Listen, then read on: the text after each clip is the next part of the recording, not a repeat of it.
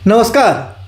आज मैं आपके लिए जो वीडियो लेकर आया हूं इसमें दो गद्य के पाठ को हमने रखा है। एक तो अब कहां दूसरों के दुख में दुखी होने वाले ये पाठ है, इसकी हमने समरी दी है, पाठ सार दिया है। और दूसरा जो है पतझड़ में टूटी पत्तियां, इस पाठ के ये इन पाठ का भी, इन दोनों पाठों का सार हमने दिया है। पतझड़ में टूटी पत्तियां जो है उसके अंतर्गत दो छोटे छोटे निबंध हैं, गिन्नी का सोना और झेन की देन। उन दोनों को मैंने बिंदुवार तरीके से एक्सप्लेन किया है जिससे कि आपने जो पढ़ा है वह रिकॉल हो जाए, एक बार में वन शॉट में जो है आप दो पाठ को आसानी से कर सकें। और ध्यान दीजिए, ये दो पाठ बहुत ही महत्वपूर्ण है, इससे प्रश्न जरूर पूछे जाएंगे। या तो गद्यांश देकर उससे 5 बहुविकल्पीय प्रश्न पूछे जा सकते हैं, या तो 2-2 अंक वाले 2 प्रश्न आएंगे। बहुत ही महत्वपूर्ण है, इसलिए हमने कोशिश की कि इसे सार के रूप में दें। कम से कम आपने जो पढ़ा है उसे रिकॉल किया जाए और प्रश्न के उत्तर आसानी से दे सकते हैं।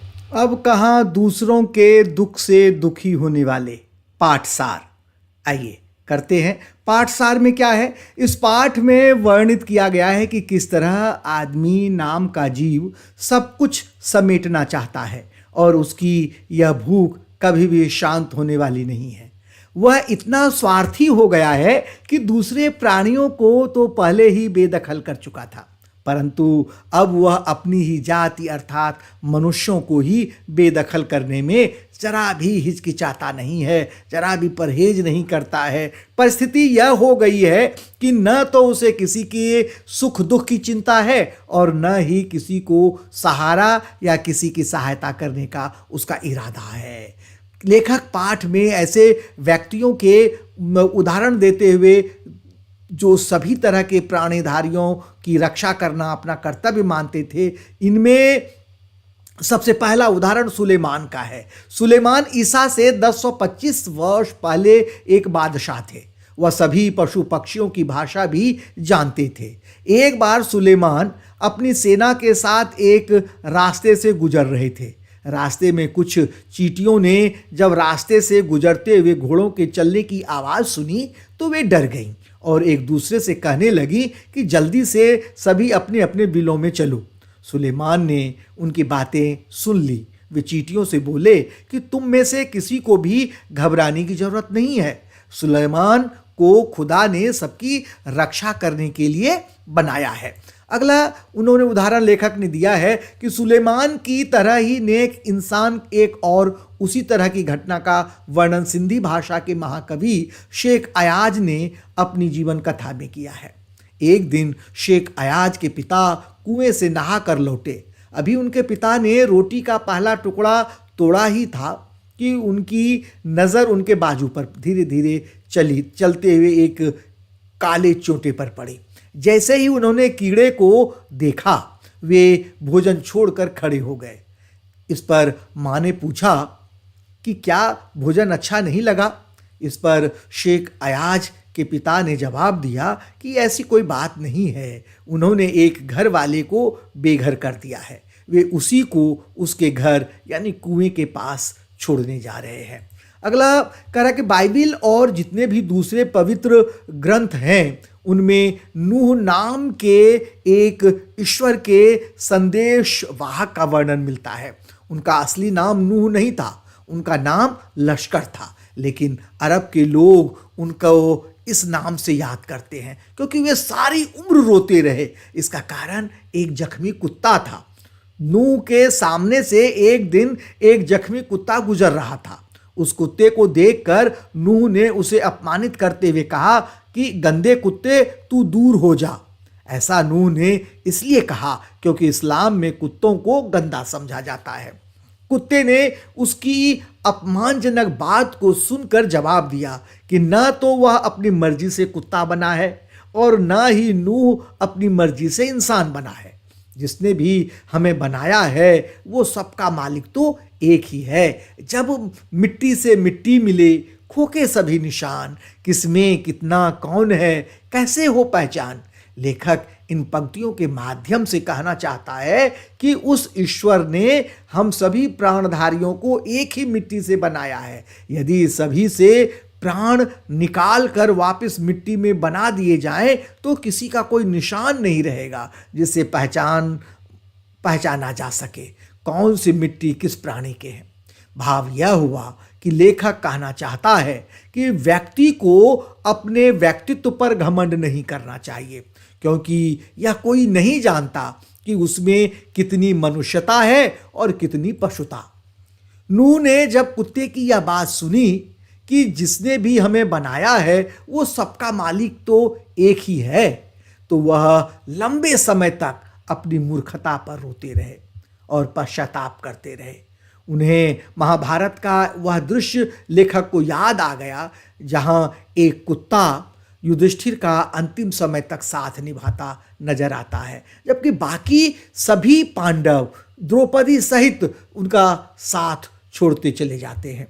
दुनिया कैसे अस्तित्व में आई, पहले यह दुनिया क्या थी, किस बिंदु से दुनिया के बनने की यात्रा शुरू हुई, इसके बारे में हर पुस्तक अलग अलग तरह की बातें करता है। धर्म की पुस्तकें अलग, और जो धार्मिक लोग हैं, जो पंडित, पुजारी, मौला, मौलवी और पादरी जो हैं, वो अपनी अपनी तरह की बातें करते हैं। लेखक कहता है कि जब पृथ्वी अस्तित्व में आई थी उस समय पूरा संसार एक परिवार की तरह रहा करता था, लेकिन अब इसके टुकड़े हो गए हैं और सभी एक दूसरे से दूर हो गए हैं। वातावरण में इतना अधिक बदलाव हो गया है कि गर्मी में बहुत अधिक गर्मी पड़ती है, बरसात का कोई निश्चित समय नहीं रह गया है, भूकंप, सैलाब, तूफान और रोज कोई न कोई नई बीमारियां न जाने कहाँ और क्या क्या, ये सब मानव द्वारा किए गए प्रकृति के साथ छेड़छाड़ का नतीजा है। कहा जाता है कि जो जितना बड़ा होता है उसको गुस्सा उतना ही कम आता है, परंतु जब आता है तो उसके या उनके गुस्से को कोई शांत नहीं कर सकता। समुद्र के साथ भी वही हुआ। समुद्र को गुस्सा आया तो एक रात ही उसने 3 जहाज को पानी में चलते हुए गेंद की मानिंद उसको उठाकर दूर फेंक दिया। लेखक कहता है कि बचपन में उनकी माँ हमेशा कहती थी कि शाम के समय पेड़ों से पत्ते नहीं तोड़ने चाहिए, क्योंकि उस समय यदि पत्ते तोड़ोगे तो पेड़ रोते हैं। संध्या के समय फूलों को नहीं तोड़ना चाहिए, क्योंकि उस समय फूल तोड़ने पर बद्दुआ देते हैं, श्राप देते हैं। नदी पर जाओ तो उसे नमस्कार किया करो, क्योंकि उससे नदी खुश होती है। कभी भी कबूतरों और मुर्गों को परेशान मत किया करो। सबकी पूजा एक सी, अलग अलग है रीत, मस्जिद जाए मौलवी, कोयल गाए गीत। सबकी पूजा एक सी अर्थात चाहे हिंदू हो या मुसलमान या फिर सिख या ईसाई, सभी एक ही ईश्वर के संतान हैं। सभी ईश्वर की गुणगान करते हैं और उनका तरीका अलग अलग है। कोई इसलिए कहा जाता है कि रीत अलग है। उसी प्रकार मौलवी मस्जिद में जाकर खुदा की इबादत करता है तो पुजारी मंदिर में जाकर ईश्वर का भजन करता है, उसकी पूजा करता है। कोयल बागों में पेड़ों पर बैठकर अपने मधुर आवाज से, मधुर बोली से वह ईश्वर को प्रसन्न करने की कोशिश करती है कोयल। ग्वालियर में लेखक का एक मकान था। उस मकान के बरामदे में 2 रोशनदान थे। उस रोशनदानों में कबूतर के एक जोड़े ने अपना घोंसला बना रखा था। बिल्ली ने उस कबूतर के एक अंडे को तोड़ दिया तो लेखक की मां ने स्टूल पर चढ़कर दूसरे अंडे को बचाने की कोशिश की, परंतु इस कोशिश में दूसरा अंडा लेखक की मां के हाथ से ही छूट गया और टूट गया। कबूतरों की आंखों में उनके बच्चों से बिछड़ने का दुख देखकर लेखक की मां की आंखों में आंसू आ गए। इस पाप को खुदा से माफ कराने के लिए लेखक की मां ने पूरे दिन उपवास रखा। अब लेखक समय के साथ मनुष्यों की बदलती भावनाओं के लिए एक और उदाहरण देता है। 2 कबूतरों ने लेखक के फ्लैट में एक ऊंचे स्थान पर घोंसला बना रखा था। उनके बच्चे अभी छोटे थे, उनके पालन पोषण की जिम्मेदारी उन बड़े कबूतरों पर थी, लेकिन उनके आने जाने के कारण लेखक और लेखक के परिवार को बहुत परेशानी होती थी। कभी कबूतर किसी चीज़ से टकरा जाते थे और चीज़ों को गिराकर तोड़ देते थे।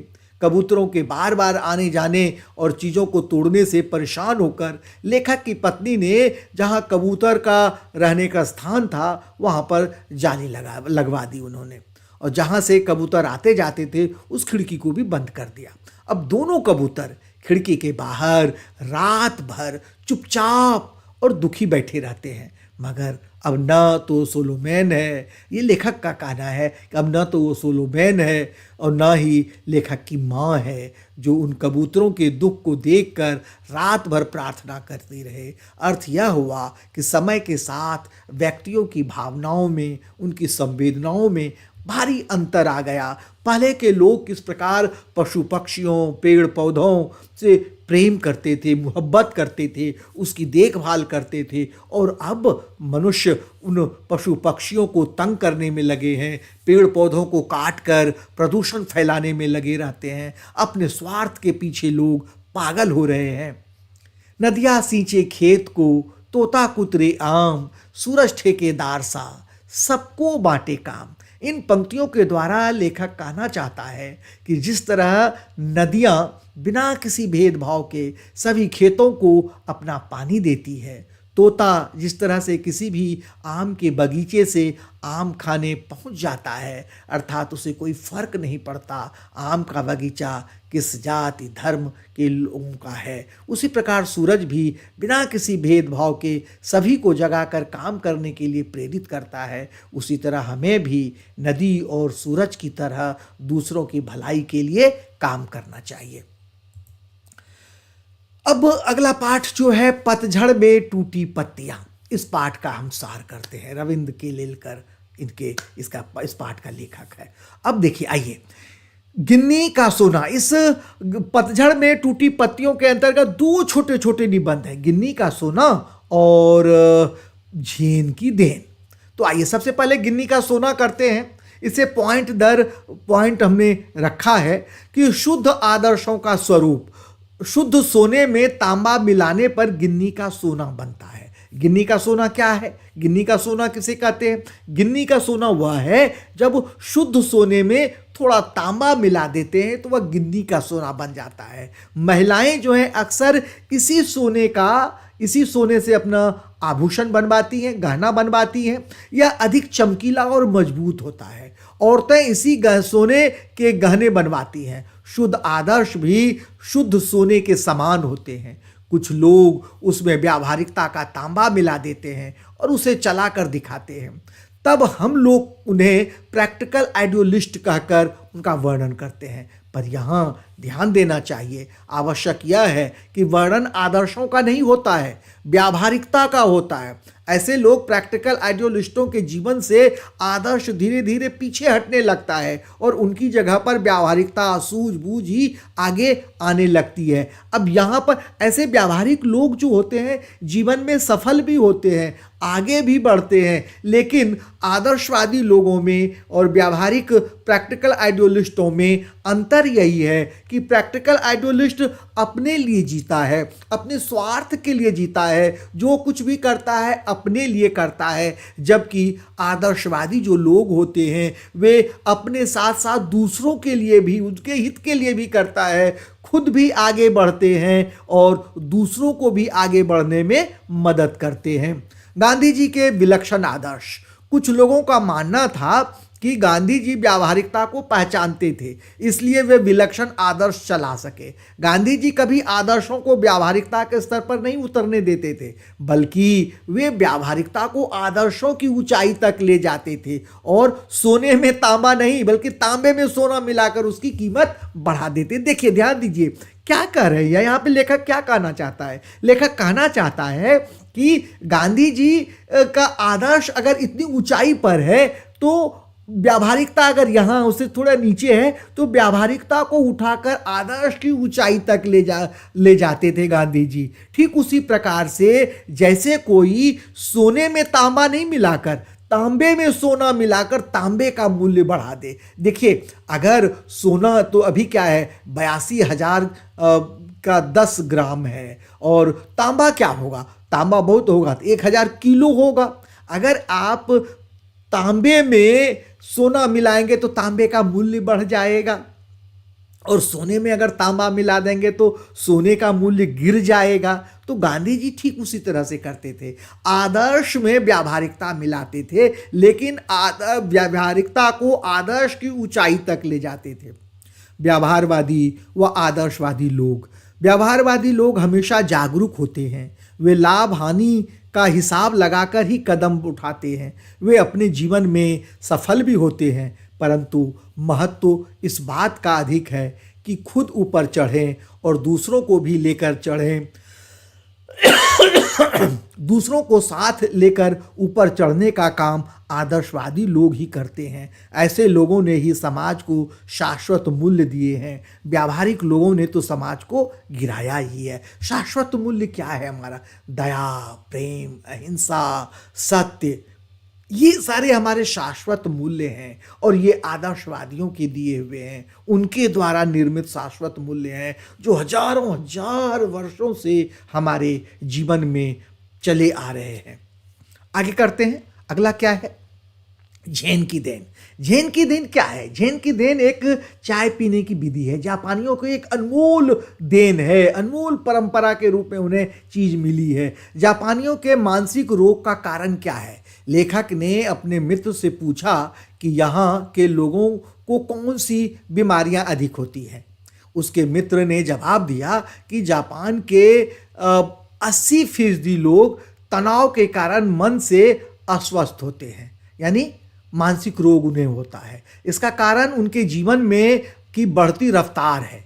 यहाँ कोई चलता नहीं है बल्कि दौड़ता है, कोई बोलता नहीं है बल्कि बकता है।